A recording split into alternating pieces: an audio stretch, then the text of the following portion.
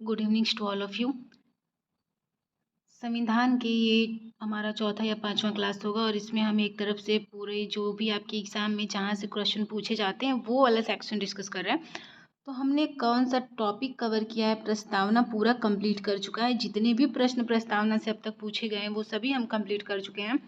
इसके बाद fundamental right जितना भी प्रश्न अब तक के एग्ज़ाम में पूछा गया है वो सभी हमने एक एक आर्टिकल में जितने क्लॉज थे वो सभी क्लॉजेस को भी डिस्कस करते हुए पूरा फंडामेंटल राइट को अच्छी तरीके से कवर किया हुआ है। एक क्वेश्चन आपके फंडामेंटल राइट से बीपीएससी अभी 2-4-5 दिन पहले जो एग्ज़ाम हुआ है, प्री एग्ज़ाम हुआ है बीपीएससी का, उसमें क्वेश्चन आ गया था। तो उसको भी आप वहाँ पे इंक्लूड कर लीजिएगा कि सर्वप्रथम बीपीएससी ने अभी प्रश्न पूछा था फंडामेंटल राइट से कि सर्वप्रथम मूल अधिकार की मांग कहाँ पर की गई थी। तो मूल अधिकार की सर्वप्रथम मांग 1931 के कराची अधिवेशन, इंडियन नेशनल कांग्रेस के कराची अधिवेशन में की गई थी और यही दिया था आपके ऑप्शन में, कराची अधिवेशन या फिर लखनऊ अधिवेशन, इस तरीके से अधिवेशन थे। तो 1931 के कराची के अधिवेशन में सर्वप्रथम मूल अधिकार की मांग की गई थी। तो यह आप याद रखिएगा।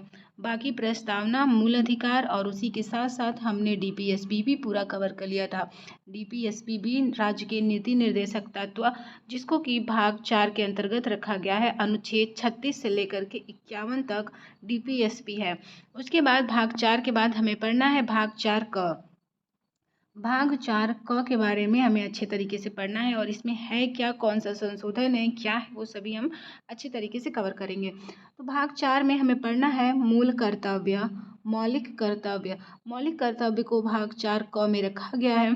इसको जो है, क्योंकि यह मौलिक कर्तव्य मूल संविधान में एक भी मौलिक कर्तव्य नहीं जुड़ा हुआ था। एक बार ऐसे भी प्रश्न पूछ चुका है कि मूल संविधान में मौलिक कर्तव्यों की संख्या थी, तो मूल संविधान में मौलिक कर्तव्यों की संख्या 0 थी, अर्थात उस समय मूल संविधान में मौलिक कर्तव्य नहीं जोड़े गए थे। इसको कब जोड़ा गया? तो इसको जोड़ा गया 42वें संविधान संशोधन 1978 के द्वारा मौलिक कर्तव्य को जोड़ा गया था। जब उस समय इसको जोड़ा गया तो भाग 4 क में रखा गया और इसको अनुच्छेद पूछे तो 51 क में रख दिया गया। चूंकि अब हमें ये भी प्रश्न बनता है कि वर्तमान में मौलिक कर्तव्य कितने हैं। वर्तमान में 11 मौलिक कर्तव्य है, लेकिन मूल संविधान में कितने कर्तव्य था?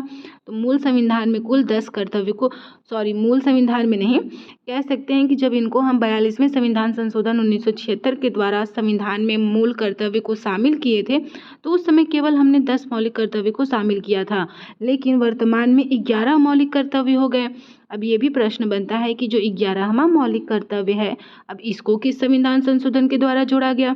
आपने तो बता दिया कि 10 मौलिक कर्तव्य हैं, इनको जोड़ा गया है 42वें संविधान संशोधन 1976 के द्वारा, लेकिन अभी आप कह रही हैं कि 11 मूल कर्तव्य है, तो इसको कब जोड़ा गया? तो ये जो है आपका आगे चल के 11वां मौलिक कर्तव्य 86वां संविधान संशोधन सन 2002 के द्वारा जोड़ा गया था। मौलिक कर्तव्य सोवियत संघ या फिर इसी को ऑप्शन में यूएसएसआर करके देता है, तो सोवियत संघ रूस या यूएसएसआर से हमने मौलिक कर्तव्य को लिया हुआ है। मौलिक कर्तव्य की प्रकृति अप्रवर्तनीय है। अब यहाँ अप्रवर्तनीय से क्या तात्पर्य है? तो जो मौलिक कर्तव्य है यह अप्रवर्तनीय से तात्पर्य है कि न्यायालय के द्वारा इसको संरक्षण प्राप्त नहीं है। आप मौलिक कर्तव्य की मांग के लिए न्यायालय में नहीं जा सकते हैं। न्यायालय को संरक्षण किसका प्राप्त है? फंडामेंटल राइट को ही न्यायालय का संरक्षण प्राप्त है। अगर आपके मौलिक अधिकार का हनन होता है तो आप न्यायालय में जा सकते हैं, लेकिन जब आपके मूल कर्तव्य पर कोई बात आएगी तो ये अप्रवर्तनीय है, इन्होंने लिख दिया है, तो यहाँ पर आप न्यायालय में नहीं जा सकते हैं, न्यायालय में आप दावा नहीं कर सकते हैं। मूल कर्तव्य को किसके सिफारिश पर संविधान में शामिल किया गया था? तो सरदार स्वर्ण सिंह समिति की सिफारिश पर मौलिक कर्तव्य को संविधान में शामिल किया गया था। अभी देखिएगा कौन से प्रश्न, यहाँ पे जितने भी ये मैंने लिखा हुआ है ये सभी प्रश्न आपके एग्जाम में पूछा गया है। मौलिक कर्तव्य को भाग 4 क में रखा गया। मौलिक कर्तव्य जो है मूल संविधान में इनकी संख्या 0 थी, मूल संविधान में मौलिक कर्तव्य नहीं था।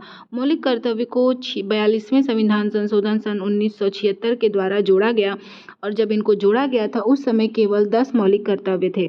वर्तमान में मौलिक कर्तव्यों की संख्या 11 हो गई और 11वां मौलिक कर्तव्य 86वें संविधान संशोधन सन 2002 के द्वारा जोड़ा गया था। और मौलिक कर्तव्य का स्रोत सोवियत संघ रूस के संविधान से लिया गया है तथा इसकी प्रकृति अपरिवर्तनीय है। सरदार स्वर्ण सिंह की सिफारिश पर इनको मौलिक कर्तव्यों को शामिल किया गया था। मौलिक कर्तव्य 10 है कौन से? तो हालांकि आपसे यहाँ से प्रश्न बनता नहीं, लेकिन फिर भी आप एक बार देख लीजिएगा। राष्ट्रगान, संविधान एवं राष्ट्र ध्वज का सम्मान करना चाहिए हम सभी को। यह हमारा मौलिक कर्तव्य है, ये हमारी ड्यूटी है। फॉलो ना करें या फिर करें ये तो अलग की बात है, लेकिन ये हमारी ड्यूटी है।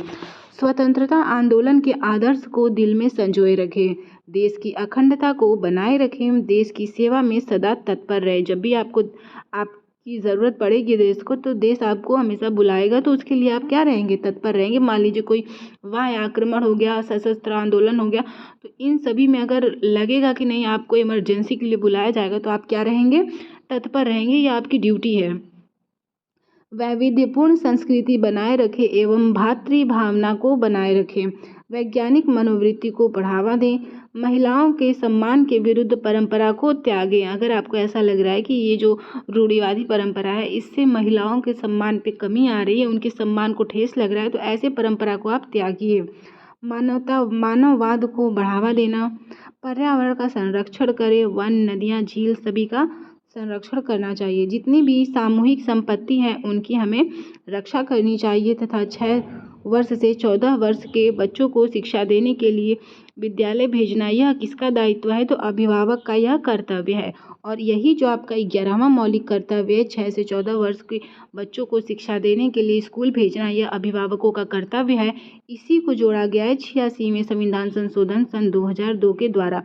बाकी जो आपके 10 मौलिक कर्तव्य हैं इनको 42वें संविधान संशोधन 1976 के द्वारा सरदार स्वर्ण सिंह समिति के सिफारिश पर इसको भाग 4 क के अनुच्छेद 51 क में रखा गया है। तो ये रहा आपका मौलिक कर्तव्य। यहाँ से आपके मौलिक कर्तव्य यानी भाग 4 भी कंप्लीट हुआ। इसके बाद क्योंकि टॉपिक आपके जो है वो सीरियल से ही मैं कवर करते हुए आ रही हूँ, जो कि है, तो हमारा प्रस्तावना भी कंप्लीट हो गया, फंडामेंटल राइट भी कंप्लीट हो गया, DPSP भी कंप्लीट हो गया, फिर उसके बाद मौलिक कर्तव्य भी कंप्लीट हो गया। इसके बाद हम पढ़ेंगे न्यायपालिका या फिर कार्यपालिका। तो न्यायपालिका में आपको पढ़ना होगा राष्ट्रपति के बारे में। राष्ट्रपति से जितने भी प्रश्न बनेंगे उनको हम पढ़ेंगे। उपराष्ट्रपति के बारे में पढ़ना है, ये सभी न्यायपालिका में आएंगे। उपराष्ट्रपति, राष्ट्रपति, और इसी के साथ हमें पढ़ना है महान न्यायवादी के बारे में पढ़ेंगे। इन्हीं के साथ हम पढ़ेंगे CAG के बारे में, जिसको हम कैग कहते हैं। BR अम्बेडकर ने कैग के पद को संविधान में सबसे महत्वपूर्ण पद कहकर इसको संबोधित किया है, तो ये भी बहुत इंपॉर्टेंट है। तो ये सारे जो न्यायपालिका में है इनको भी हमें पढ़ना है। तो अभी आपके ये 4 महत्वपूर्ण टॉपिक बचे हुए हैं, राष्ट्रपति, उपराष्ट्रपति, महान न्यायवादी तथा कैग। ये जो आपके 4 हैं ये बहुत ही इंपॉर्टेंट है, यहाँ से भी प्रश्न बनते हैं। तो 4 महत्वपूर्ण टॉपिक हमने कवर कर लिया है, 4 और हैं, इनको भी हम अच्छे तरीके से कवर करेंगे नेक्स्ट क्लास में।